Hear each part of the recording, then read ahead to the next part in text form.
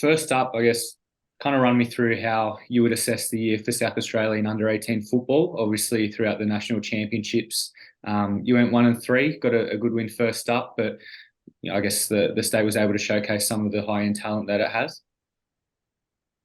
Yeah, Michael, thanks for having me. We were really excited this year when we were looking at the talent pool for the 18s, especially given that we had a lot of tall players to consider this year, which is unusual for FA.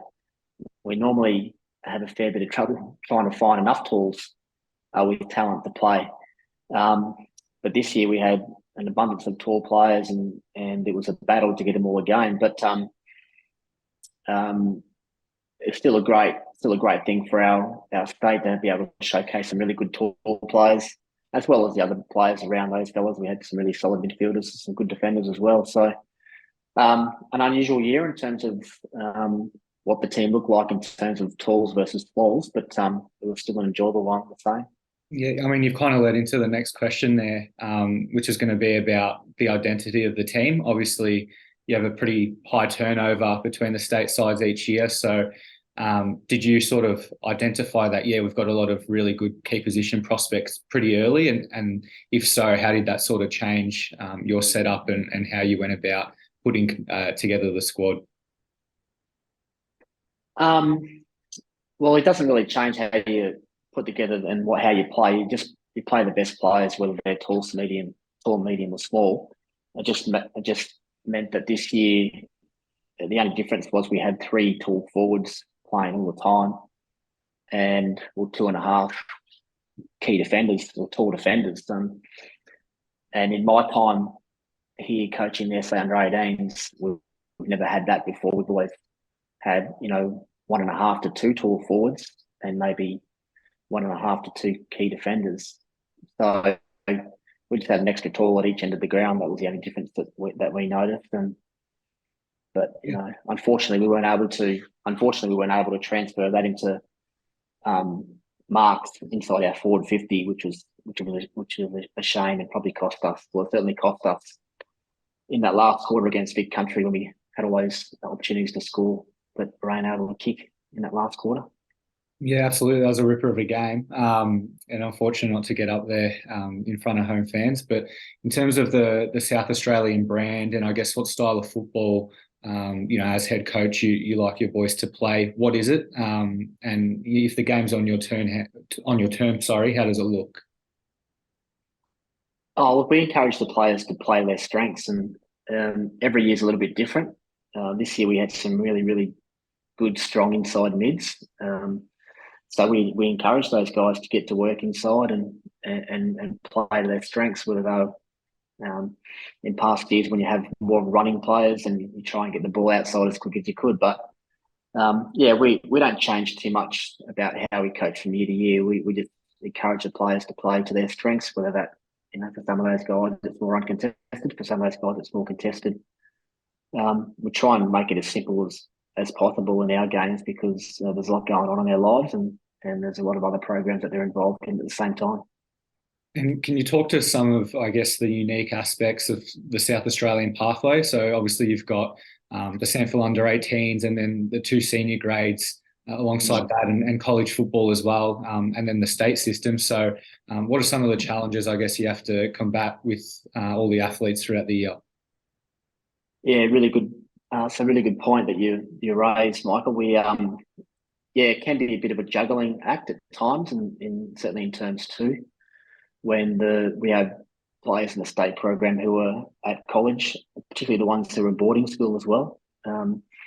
There's a lot of expectation on those guys with their school football, their club football, and the state program as well. So, we. The great thing about the Stanford is that we have the ability and our players have the ability to go up into the higher grade. Not like the boys of Victoria or the academies, they don't have that luxury or that opportunity to play at a higher level. So we think that's a great thing for our players in our state, and the Stanford competition allows those boys to progress if they're good enough and if their club sees an opportunity for them to go up. And we certainly encourage that for those boys to get a chance to go and play at a higher level, whether that's in the reserves or as we saw this year with several of our players at league level. But essentially, most of them all start in the under 18s. At the start of the year, there's obviously the odd exception to the rule, but generally speaking, most of them start in the 18s and then find their way up in the senior level before the year's out. And that sort of leads on nicely to the playing group itself. So obviously, a few of the top enders ended up playing at league level and in the reserves. So one of them was Mateus Philippou, who's probably, I guess, now considered the best South Australian prospect. So I guess why is he considered or rated so highly, do you think, and what steps has he taken in his game this year?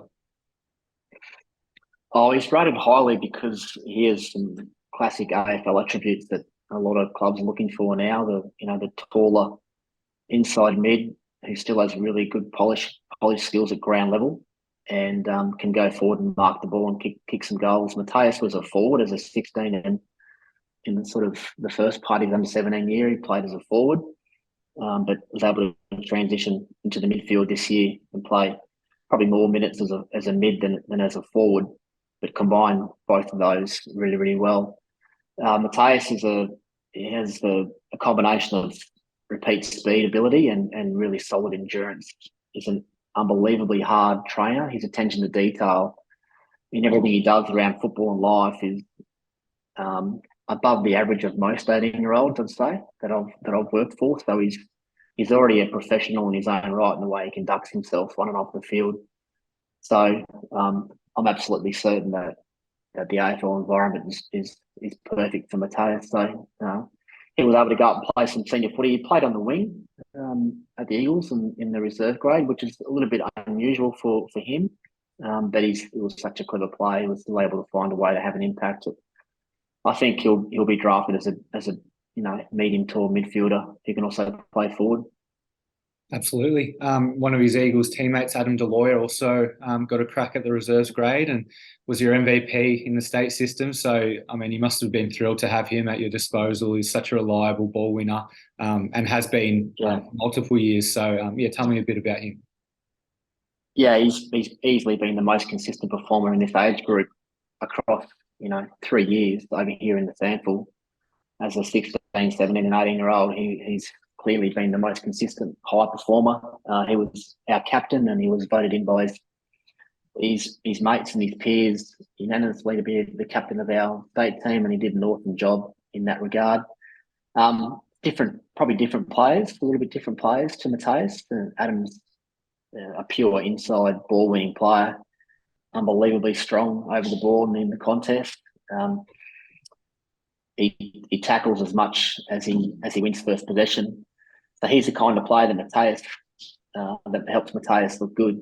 And Adam's been doing that at state level for 2 years now. He played some games for us last year when he was still 17, when we played the under 19 champs against WA, and he was doing last year what he did this year was dominate inside the contest, win the ball, get it going our way, and chase and tackle as hard as he could when the opposition had the ball. So both of those players are really good stories and have come from a really good pathway at Woodland West Torrens. Absolutely, they have. We'll touch on some of the tools now. I know you sort of alluded to the state's strength in that area, albeit rare. So Harry Barnett, probably first cab off the rank, been touted as maybe the best ruck in the draft, which is pretty handy to have. Obviously missed a game at the champs, but when he came in, he was able to show his wares. So what do you see as some of his strengths and maybe the areas he can improve on as well? Oh, well, his number one strength at the moment is he's just a competitive animal. He's got a really big, strong body already.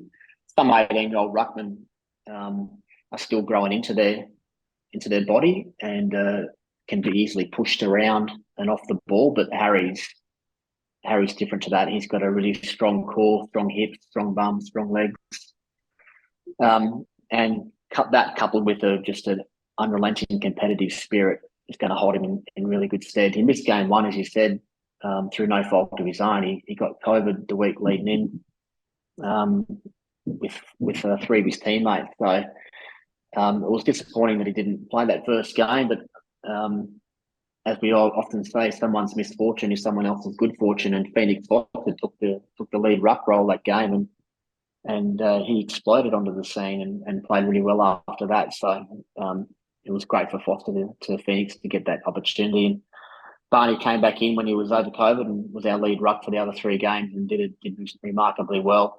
The part of his game that he's taken to a new level this year has just been his ability to win the ball around the ground as a ruckman in general play, and also his work post ruck contest this year has been much better than past years. I remember talking to him at the end of last season and showing him some stuff from Will Verrill from South Adelaide, who was really, really good at clearance, tackle, and ground ball post ruck contest, and basically challenged Harry. He said, "Mate, if you can add this to your game, then yeah, you'll go a long way to being a number 1 ruck next year." And he did that, and yeah, the rest is history.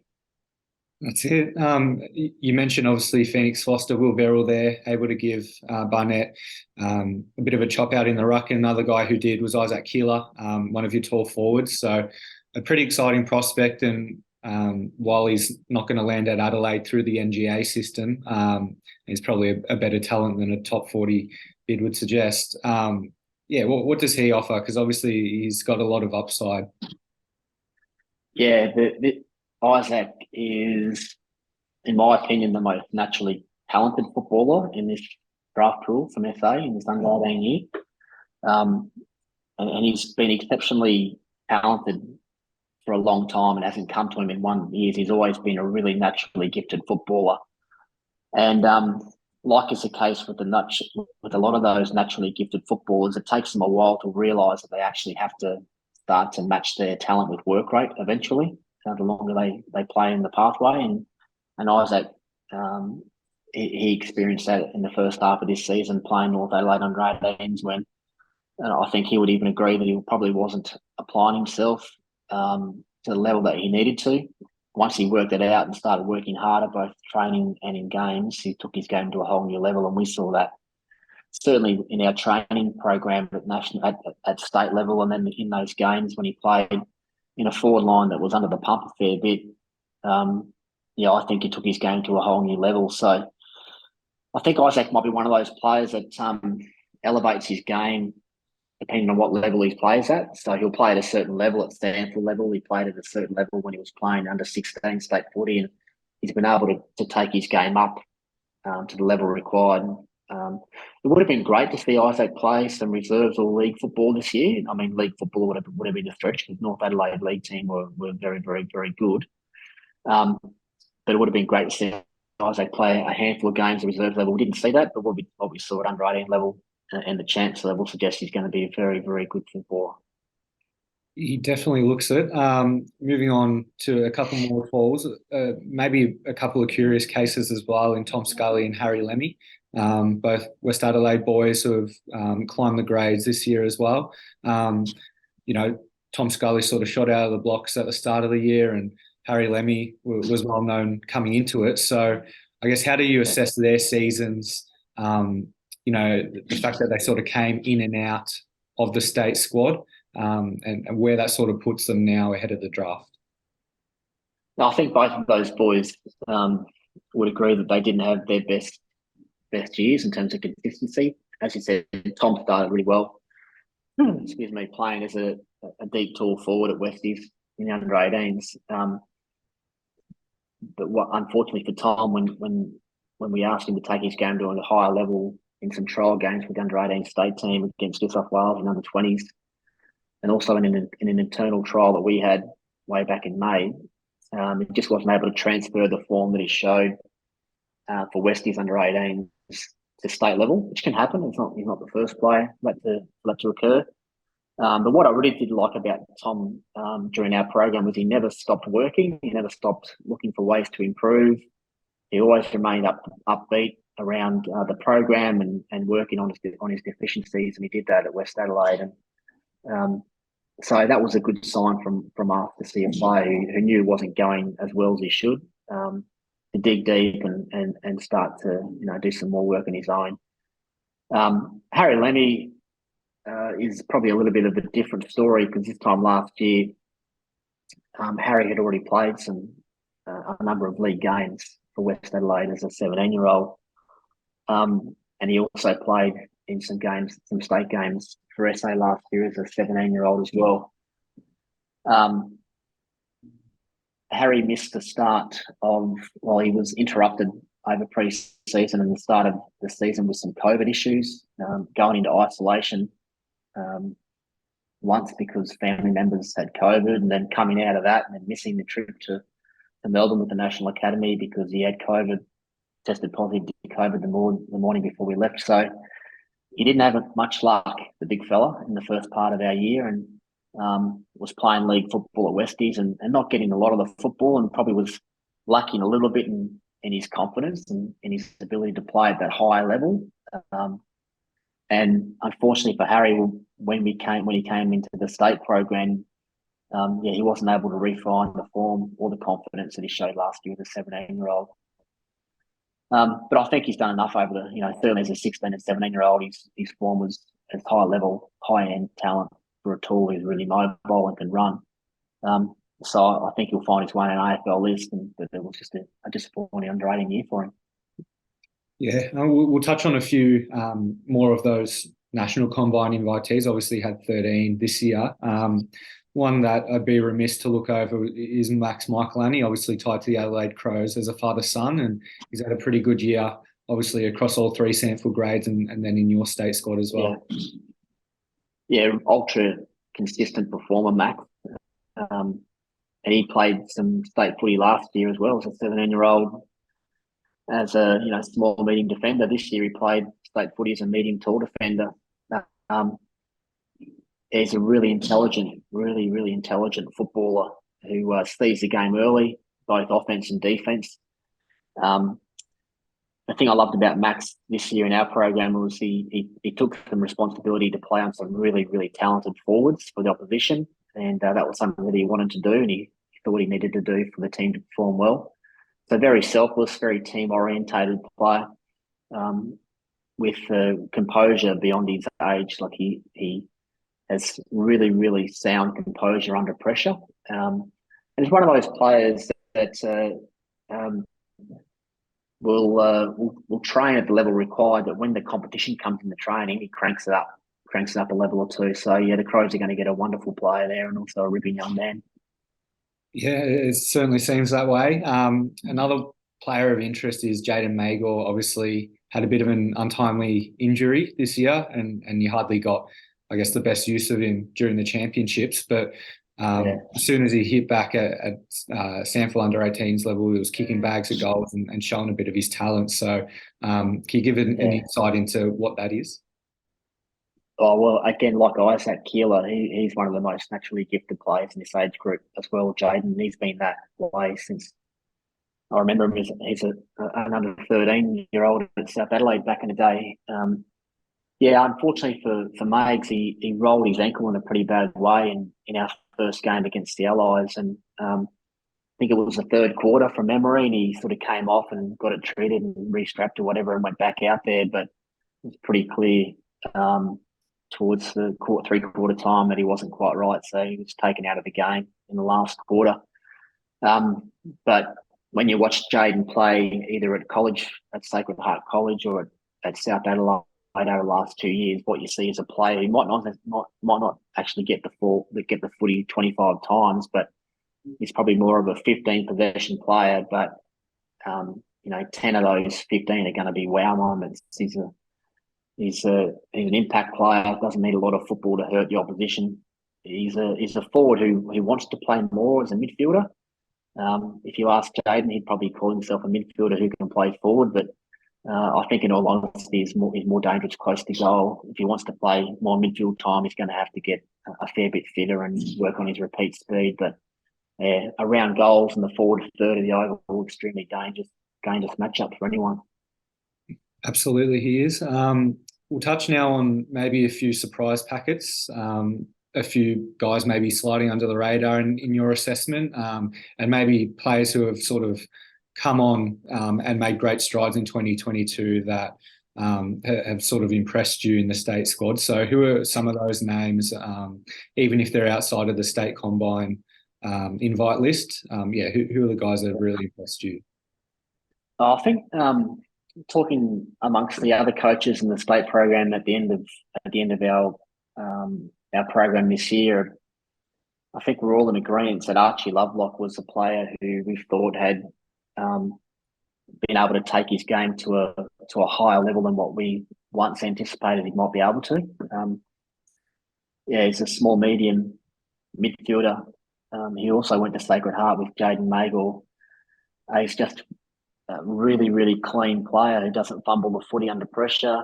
Um, like Max Michelini, he's got good composure with the ball under pressure and seems to find or make the right decision and then find the target more often than not in the forward half of the ground. And I've said to AFL clubs who have asked questions about Archie that um, a lot of the AFL coaches, when you hear them post match talk about the players' inability to connect mid forward, well, Archie's a classic player who can find the targets inside 50. Um, so I'm kind of hoping that there's enough interest in there for Archie to get a crack at AFL level. I think he's good enough. I think he deserves it. He works really hard, and his form this year at national level suggests that he's done enough to get a crack at that level. The other one who we thought had a really good chance and was really reliable for us was Sean Bania down back. He played as an undersized key defender. He's about 191, Sean, but he always plays on the opposition's best key forward. He did that in the state training programs and also our internal trial.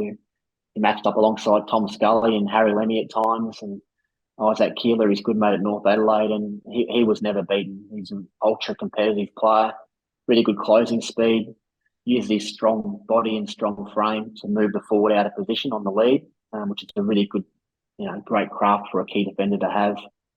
And he can kick the ball a mile too, Sean. So, we played him as a key defender, and he did a great job on Jefferson against Big Metro. What was a really difficult game for our defenders. So yeah, we're happy with Sean's performance as well. Both those two guys. There is some interest from AFL clubs from those two guys. I'll have to just wait and see whether that transpires on draft day. And probably Phoenix Foster was the other one that I've already mentioned, who sort of jumped out of nowhere. When we picked the initial state squad, we picked Phoenix as a bit of a depth player, thinking that Barnett and Merrill will be our lead rucks. And then Phoenix got that game in game one against the Allies and played that well. He kept his spot as a key forward after that. So, yeah, kid who's come from nowhere, from the Eyre Peninsula, border at Emmanuel College, really athletic, mobile key forward, who's great at contested mark. I think he was our number one contested mark player in the champs this year, and we saw that for Nord early in the year where he was playing full forward, kicking 3 and 4 goals a game, taking contested marks inside forward 50. So there's definitely some AFL traits there in Phoenix, and I'm hoping that he gets a chance as well. And I guess on that and players getting a chance, do you have a sort of number or a goal in mind of the amount of players you'd like to see drafted out of the state this year? Oh no, we don't. We don't put a number on it. We just as a state league and the talent department, we try and get 15% of the draft pool from SA. That's generally how we trend across the past 15, 20 years. Is 15% of the draft pool. We don't know how many players are going to be selected. I'm hearing from some AFL clubs as low as 55 selections in the draft. So it's dangerous to put a number on it. So we try and work around trying to get a percentage of our players into the system, knowing full well that there's also the rookie draft and supplement draft in early next year, plus the mid-season drafts. And there's 3 different opportunities now for players to go into the system, so it's not just all around national draft in November. And I guess we'll sort of get a little glimpse into the future as well. We've had guys like Jack DeLee and Ashton Moyer, Will Patton, all sort of run through the state 18s already as bottom ages. So I guess you're excited for what's to come. And obviously the state 16s took out the national champs this year as well. So seems you're in good hands. Yeah, we were lucky this year. The 16s were an awesome team to watch play, and our bottom age players in the state 18s. I think we played 6 all up across the 4 games, and they all came in and showed some signs. Plus, we had a few boys who were lucky enough to go to Melbourne for the AFL Futures and play really well over there as 17-year-olds as well. So yeah, we're quite excited. Ashton Moyer played his 2 games at national level. The first game was a battle over there in Geelong in difficult conditions, and then for him, and he didn't play that well, to be honest with you, and for him to come back and do what he did against WA in Perth, kicking 4 goals in his second game as a bottom major, was a really promising sign for Ashton. Plus Lucas Slade, he played well over in WA as well on the wing, probably more suited to a mid forward role, and he'll certainly go through the midfield. Well, I anticipate he'll go through the midfield at under 18 level next year, along with the under 18 Glenelg captain, Premiership captain Ben Ridgway, who won the medal over here for the best player in the competition as a bottom age player, which doesn't happen very often. So Ben's had a great year. So yeah, really excited about those, as you always do this time of the year. You can't help but look forward a little bit and get excited about the next group of players coming through. And just finally, what's next for you and what's ongoing? In the lead up to the draft, what kind of role do you play? Are you still in contact with clubs and players as well, just sort of supporting them up until the big day? Yeah, that's right. I'm still available for recruiting managers to have a chat to. Done most of the long 1.5 to 2 hour Zoom meetings with the clubs. Most of those are all done now. Now it's just the odd phone call from the odd recruiter who wants to ask 1 or 2 more questions about a certain player. So most of that's done. And just, offering support to the players. A lot of our guys are in Year 12 exams at the moment, so try and leave them alone and hope that they get through their exam period well. Have the odd phone conversation. I spoke to Adam Deloyer on the phone last week, and he's in a really good spot. And most of them are sort of pretty self-reliant now. They know how to go about it. And I must be honest, 80% of my time now is working on next year's group, getting those guys ready for our first camp in December, which is going to be a really, really good opportunity for those guys, because for the first time that we've run our hub programs, where we've been able to get access to the Adelaide Crows football club and their whole environment for a whole day. So we're going to go in on the first day of Camp 1 and spend the whole day at the Crows with their AFL listed players, with their coaches and support staff, and spend the whole day there and watch them train. And then we'll train in the afternoon with the AFL coaches out there having a look, and it's going to be great fun. So I'm looking forward to that. Yeah, exciting times ahead. I appreciate you joining me today, Tony. Obviously, I appreciate you're a pretty busy man. So all the best to all your South Australian boys. We hope we get a lot of them over the line. And as I said, exciting times. Yeah, it is exciting for everyone. It's exciting for us, for you guys, and obviously the players and their families as well, and their clubs where they come from. So yeah, plenty to do, but we're looking forward to it. Good luck to you guys as well. No, thank you, mate. Appreciate it.